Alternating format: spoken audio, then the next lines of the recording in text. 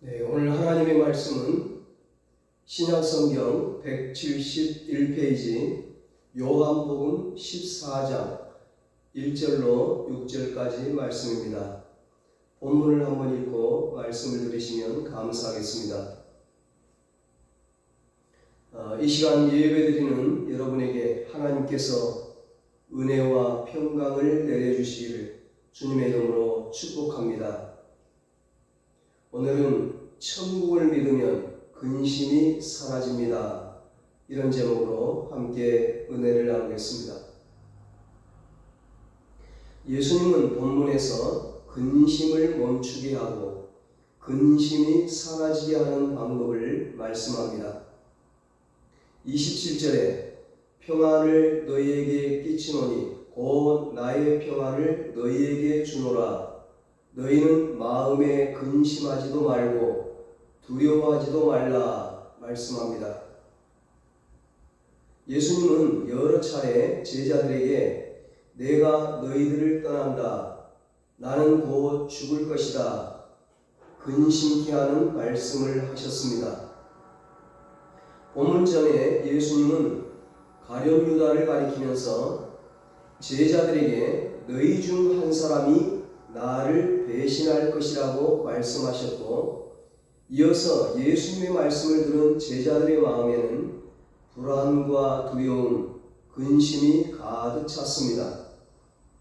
예수님이 떠난다는 소식에 더욱 두려움을 느꼈습니다.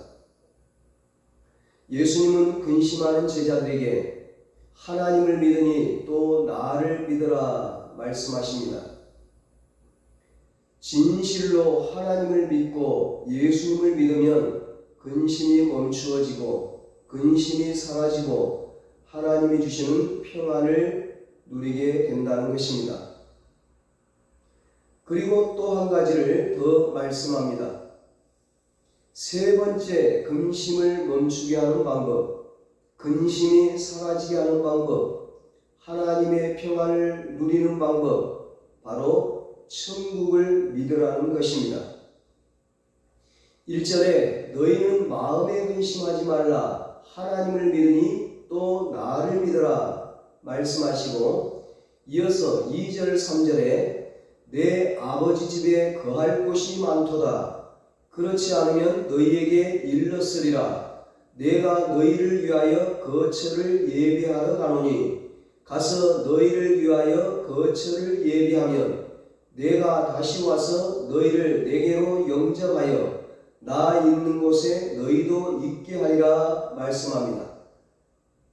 예수님께서 말씀하시는 아버지 집, 거처는 바로 하늘나라 천국이죠.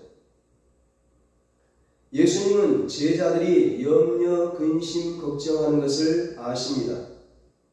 그리고 염려, 근심, 걱정을 이기는 비결은 바로 천국에 있다고 말씀합니다.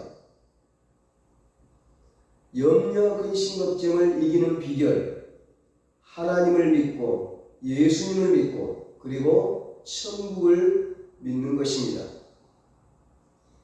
이 말씀을 하신 이후 예수님이 십자가에 죽자 제자들은 급속히 염려, 근심 속으로 빠져들어갔지만 그들은 다시 이겨내고 위대한 사도들로 쓰임받게 됩니다. 어떻게 제자들은 그 모든 고난을 이겨냈을까요? 바로 천국을 믿었기 때문에 가능했습니다. 천국을 바라보았기 때문에 가능했습니다. 제자들은 눈에 보이는 이 세상의 일에 일희일비하기보다는 영원한 천국을 바라보며 순교의 자리까지 갔습니다. 지난번에 스데반 집사님도 그랬죠. 사람은 무엇을 소망하느냐에 따라 오늘을 사는 태도가 완전히 달라집니다. 두 사람이 감옥에 갇혔습니다. 한 사람은 감옥에서 가족이 다 죽었다는 소식을 듣습니다. 그 소식을 듣자 감옥 안에서 시름시름 앓다가 죽어버렸습니다. 감옥에 갇힌 또 다른 한 사람은 가족들이 그가 살아서 돌아오기를 기다리고 있다는 소식을 듣습니다. 그 사람은 긴 감옥 생활의 고통을 이겨내고 출소해서 가족을 기쁨으로 맞이할 수 있었습니다. 어떤 차이가 있습니까? 한 사람은 기대할 것이 없는 사람이고 한 사람은 기대할 것이 있는 사람입니다. 세상의 모든 것을 걸지 마십시오. 이 세상의 모든 고난 이후에 천국이 기다리고 있음을 믿으시기 바랍니다. 현실의 근심, 걱정, 두려움을 완전히 해결할 수 있는 최고의 방법은 천국이 기다리고 있다는 믿음을 가지는 것입니다. 이 세상의 삶이란 산 넘어 산입니다. 근심 하나 없어지면 또 다른 근심이 나타나는 것이 이 세상의 삶입니다. 죽는 날까지 이 세상에는 참 평안이란 게 없습니다. 한 가지 문제가 해결되면 또 다른 문제가 생기는 게 인생사죠. 우리가 만약 이 세상만을 위해 산다면 결국 인생은 허무함 뿐일 것입니다. 전도서 1장 1절로 2절에 말씀합니다. 다윗의 아들 예루살렘 왕 전도자의 말씀이라. 전도자가 이르되 헛되고 헛되며 헛되고 헛되니 모든 것이 헛되도다. 다윗의 아들 예루살렘 왕 전도자는 세상의 모든 부귀영화를 누렸던 솔로몬 왕입니다. 세상 것 다 누려봐도 남는 것은 헛되고 헛되니 허무함 뿐이라는 겁니다. 인생은 이 세상의 것이 전부가 아닙니다. 반드시 천국이 있습니다. 죽음으로 끝나는 이 세상을 향해 살지 말고 영원한 상급이 있는 천국을 향해 사시기 바랍니다. 천국을 바라보는 사람에게 지금의 고난은 아무런 문제가 되지 않습니다. 로마서 8장 18절에 생각하건대 현재의 고난은 장차 우리에게 나타날 영광과 좋게 비교할 수 없도다 말씀합니다. 누가 한 말입니까? 바울이잖아요. 바울은 예수를 만나고 나서 오직 복음을 위해 살았습니다. 예수를 위해 살았습니다. 바울은 40이 하나 뺀 매를 5번을 맞고 태장으로 3번 맞고 타고 가던 배가 파산이 되고 먹을 것도 없고 굶고 헐벗고 수많은 돌에 맞기도 하고 감옥에 갇히기도 하고 여러 위험과 살해의 위협이 있는 엄청난 위기 속에서도 바울이 항상 기뻐하라고 강조합니다. 그런 상황에서도 항상 기뻐하라 말할 수 있었던 이유는 천국을 바라보았기 때문입니다. 천국을 믿었기 때문입니다. 천국을 소망했기 때문입니다. 천국의 상급과 멸관을 바라보았기 때문입니다. 천국은 이 세상의 그 무엇과도 비교할 수 없는 아름다운 곳이고 영광스러운 곳이고 영원한 즐거움이 있는 곳입니다. 천국에는 사망과 고통과 눈물과 아픔이 없습니다. 요한계시록 21장 4절에 말씀합니다. 모든 눈물을 그 눈에서 닦아주시니 다시는 사망이 없고 애통하는 것이나 곡하는 것이나 아픈 것이 다시 있지 아니하리니 처음 것들이 다 지나갔음이로라. 천국은 우리가 현재 가지고 있는 모든 근심과 걱정거리를 완전히 해결할 수 있는 해결책입니다. 예수님도 천국에 대한 확신으로 십자가의 길을 걸어가셨습니다. 히브리서 12장 2절에 그는 그 앞에 있는 기쁨을 위하여 십자가를 참사 말씀합니다. 성경에는 제한적이기는 하지만 하늘나라의 모습이 기록되어 있습니다. 하늘나라가 어떤 곳일까요? 천국이 어떤 곳일까요? 인간의 언어로 이 세상의 것들로 다 표현할 수가 없어요. 우리의 말로 다 설명할 길이 없어요. 그래서 성경에 기록되어 있는 천국에 대한 말씀은 아주 부분적이에요. 제한적이에요. 성경에 기록되어 있는 그 이상의 어마어마한 천국에 놀라운 영광이 있어요. 요한계시록 4장, 21장, 22장에 천국의 모습이 기록되어 있습니다. 요한계시록 4장에는 하늘 보좌에 주님이 앉아 계시는데 그 모양이 벼복과 홍보석 같고 무지개가 녹보석같이 그 보좌를 둘러 있습니다. 그 보좌 곁에는 24개의 보좌가 있는데 24명의 장로들이 흰옷을 입고 금관을 쓰고 앉아 있습니다. 보좌 앞에는 수정과 같은 유리바다가 있고 보좌 주위에는 주님을 찬양하며 영광과 존귀와 감사 소리가 가득합니다.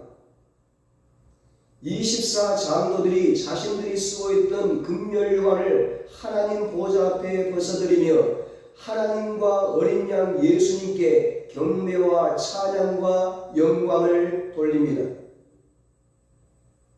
24 장로들은 구약의 12지파 족장들과 신약의 12사도들을 상징해요. 바로 구원받은 하나님의 백성들, 성도들을 상징합니다. 장차 천국에서 영원히 살게 될 여러분과 저 우리의 모습인 것이에요. 요한계시록 4장 10절로 11절에 말씀합니다. 24 장로들이 보좌에 앉으신 이 앞에 엎드려 세세토록 살아계시는 이에게 경배하고 자기의 관을 보좌 앞에 드리며 이르되 우리 주 하나님이여 영광과 존귀와 권능을 받으시는 것이 합당하오니 주께서 만물을 지으신지라 만물이 주의 뜻대로 있었고 또 지으심을 받았나이다 하더라. 아멘. 성도들이 천국에 가보니까 하나님의 은혜가 너무 감격스러운 거예요. 너무 감사한 거예요.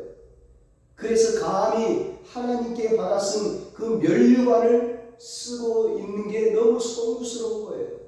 그래서 그것을 하나님께 벗어드리고 경배와 찬양과 영광을 돌리는 겁니다. 계속해서 요한계시록 5장 12절로 14절에 말씀합니다. 그 음성으로 이르되 죽임을 당하신 어린 양은 능력과 부와 지혜와 힘과 존귀와 영광과 찬송을 받으시기에 합당하도다 하더라. 내가 또 들으니 하늘 위에와 땅 위에와 땅 아래와 바다 위에와 또 그 가운데 모든 피조물이 이르되 보좌에 앉으신 이와 어린 양에게 찬송과 존귀와 영광과 권능을 세세토록 돌릴지어다 하니 내 생물이 이르되 아멘하고 장로들은 엎드려 경배하더라. 아멘. 구원하심이 보좌에 앉으신 우리 하나님과 어린 양께 있도다. 하나님과 어린 양 예수님께 감사와 찬양과 영광을 돌리는 겁니다.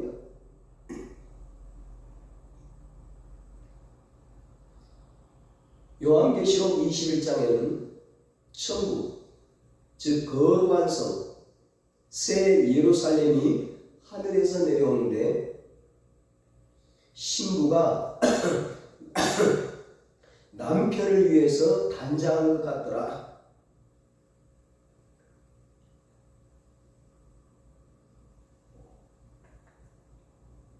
그곳에서 하나님은 성도들의 눈물을 다 닦아주시고 다시는 사망이 없고 죽음이 없고 영생을 하는 거죠. 영원히 사는 거죠.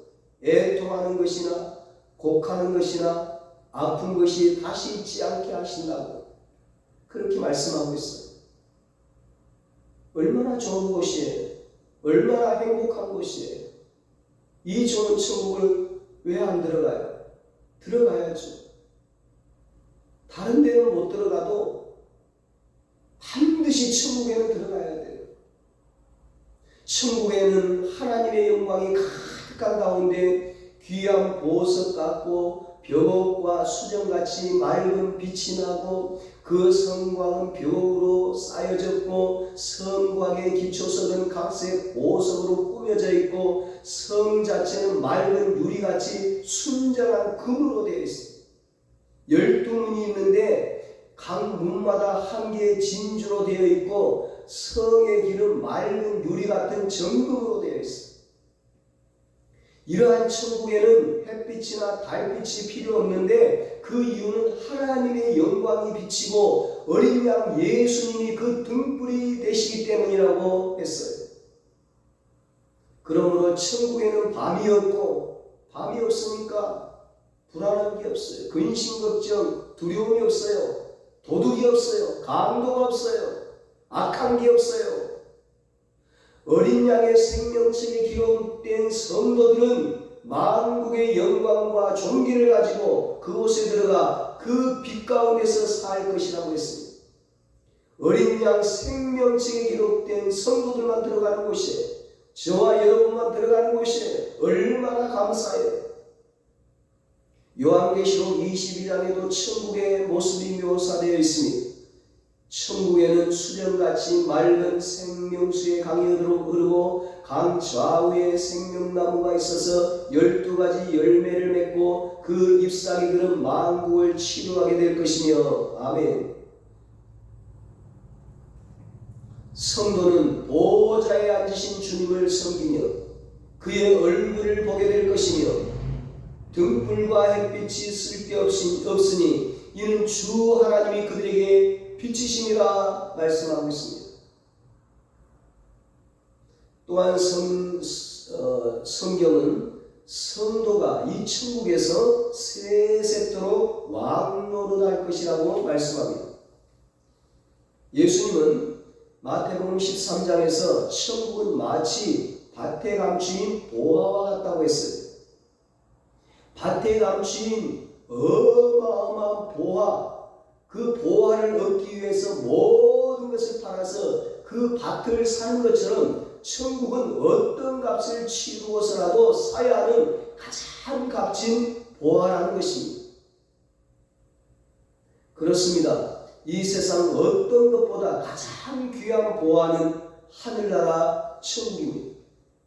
그러므로 그 귀한 천국을 차지하기 위해서는 가로막는 장애가 아무리 높더라도 치러야만 하는 희생이 아무리 크더라도 너무나 귀한 천국과 구원과 영생과 상급과 면류관과 하나님과 예수님과 성령님과 하늘의 모든 영광과 축복, 심지어 천국에서 왕노릇하는 자리까지 다 얻기 때문에 모든 것을 다 희생할 각오와 헌신이 되어 있어야 합니다. 갈릴리 해변에서 일생을 어부로 살아가던 베드로와 그의 친구들은 예수님의 부름을 받고 모든 것을 버리고 예수님을 따랐습니다. 세관에서 일을 보고 있던 마태도 마찬가지. 예수님이 마태에게 나를 따라오라고 말씀하시자 그는 즉석에서 예수님을 따랐습니다. 그는 직장이 안정되어 있었습니다. 가진 것도 넉넉한 부자였습니다. 그러나 그는 그것에 만족하지 않았습니다. 세관원으로 사는 것이 인생의 행복을 가져다 줄 것으로 생각하지 않았습니다. 그래서 그는 예수님을 따르기로 결단했습니다. 빌립보서 3장에는 사도 바울의 신앙 고백이 나옵니다. 그러나 무엇이든지 내게 유익하는 것을 내가 그리스도를 위하여 다 해로 여길 뿐더러 또한 모든 것을 해로 여김은 내 주 그리스도 예수를 아는 지식이 가장 고상하기 때문이라. 내가 그를 위하여 모든 것을 잃어버리고 배설물로 여김은 그리스도를 얻고 그 안에서 발견되려 함이니. 아멘. 사도 바울은 예수님을 따르기 전까지는 사내들인 공회원이었습니다. 국회의원이었어요. 바리새인 중에 바리새인이었어요. 태어날 때부터 로마의 시민권을 가지고 있었어요. 당시의 최고의 학부인, 오늘 하버드대, 서울대 같은 가말리엘 학교의 우수한 졸업생이었어요. 바울은 장래가 촉망되는 청년이었습니다. 그런데 바울은 예수님을 만난 이후에 예수님 때문에 예수님을 따르기 위해서 이 모든 좋은 조건들을 다 포기했습니다. 그는 일생 동안 편안하게 살 수 있는 모든 것을 포기했습니다. 그래서 하늘나라 천국을 소유했고 천국 복음을 전하는 사도가 되었습니다. 사도 바울은 못 먹어도 기뻐했고 매를 맞아도 기뻐했고 핍박을 받아도 기뻐했고 감옥에 들어가도 기뻐하며 찬송했습니다. 그 이유가 하늘나라 천국에 대한 소망 때문이었습니다. 믿음 때문이었습니다. 하나님께 받을 면류관과 천국에서 누릴 영원한 영광 때문이었습니다. 그러므로 사도 바울은 예수를 믿는다고 하면서도 우울과 근심 가운데 살고 있는 빌립보 교회 성도들과 오늘 우리들에게 빌립보 4장 4절에서 말씀하는 것입니다. 주 안에서 항상 기뻐하라. 내가 다시 말하노니 기뻐하라. 데살로니가전서에서는 항상 기뻐하라. 쉬지 말고 기도하라. 범사에 감사하라 말씀하고 있습니다. 왜 항상 기뻐하라고요? 우리에게는 영원한 하늘나라 천국이 있기 때문에 천국에서 받을 상급과 멸관과 영원한 영광과 축복이 기다리고 있기 때문에 지금 근심거리가 있습니까? 문제 앞에 작아지지 말고 진실로 하나님과 예수님을 믿으십시오. 천국을 믿으십시오. 그 믿음으로 문제와 싸워나가십시오. 문제가 곧 사라질 것입니다. 해결될 것입니다. 눈만 뜨면 근심, 걱정, 염려하며 주눅들어 살지 마십시오. 우리의 인생이 끝나는 날 죽음 너머에 영원한 기쁨이 기다리고 있습니다. 천국을 믿는 사람은, 천국을 바라보며 사는 사람은 이 세상의 문제 때문에 낙심하거나 근심하거나 작아지지 않습니다. 한국 초대교회에 나오는 이야기입니다. 조선 말기에 하나님을 믿는다는 이유로 교인들이 체포되어 인천 앞바다에 수장되었습니다. 나무 십자가를 거꾸로 만들어 바다 갯벌 속에 깊숙이 박고 그곳에 예수 믿는 사람들을 거꾸로 매달았습니다. 밀물이 밀려오면 물에 잠겨 죽습니다. 아버지와 아들이 함께 바다 갯벌에 박힌 십자가에 거꾸로 매달렸습니다. 바닷물이 점점 다가오자 아들이 외칩니다. 아빠, 무서워요. 그때 아버지가 말합니다. 아들아, 조금만 기다리라. 곧 위대한 세상으로 입성할 것이다. 사랑하는 여러분, 천국이 있을까요? 여러분은 천국을 믿습니까?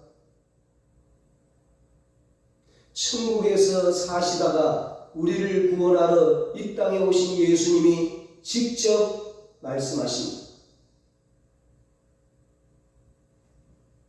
천국이 어떤 곳인지 다 뻔히 알고 계시는, 그곳을 다 보시고 그걸 만드시고 거기에서 계시다가 살고 계시다가 오신 그 예수님이 직접 말씀하시는 거예요. 너희는 마음에 근심하지 말라. 하나님을 믿으니 또 나를 믿으라. 내 아버지 집에 거할 곳이 많도다. 아멘. 내 아버지 집에 거할 곳이 많답니다. 천국에 우리들이 살 곳이 많답니다. 집도 많고 방도 많고 먹을 것도 많고 입을 것도 많고 우리가 영원토록 쓸 물건들, 최고급 명품 가구들, 생활용품들, 진귀한 물건들, 보석들 많고 부족한 것이 없이 차고 넘친답니다. 우리 모두 하나님과 예수님을 진실로 믿고 그리고 이렇게 좋은 천국을 믿음으로 천국을 소망함으로 근심에서 벗어나 천국 생활하며 사시기를 예수님의 이름으로 축원합니다.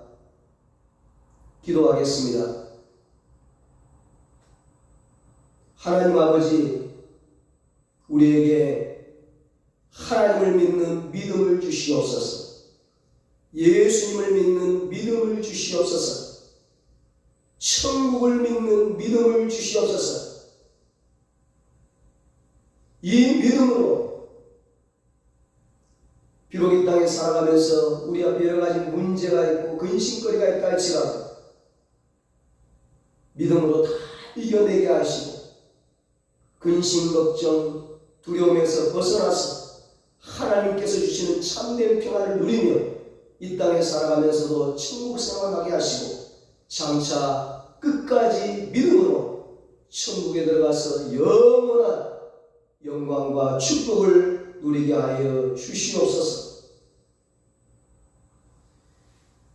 이제는 우리 주 예수 그리스도의 무한하신 은혜와 하나님 아버지의 말로 다 할 수 없는 사랑하심과 성령님의 위로하시고 교통하시고 영원토록 함께 하시는 은혜가 진실로 하나님과 예수님을 믿고 천국을 소망하고 천국을 믿음으로 근심에서 벗어나 천국 생활하기를 소망하는 사랑하는 모든 성도들과 저들의 가정과 자녀들과 사업과 직장 위에 이 나라 이 민족 위에 이제로부터 영원토록 함께 있을지어다. 아멘.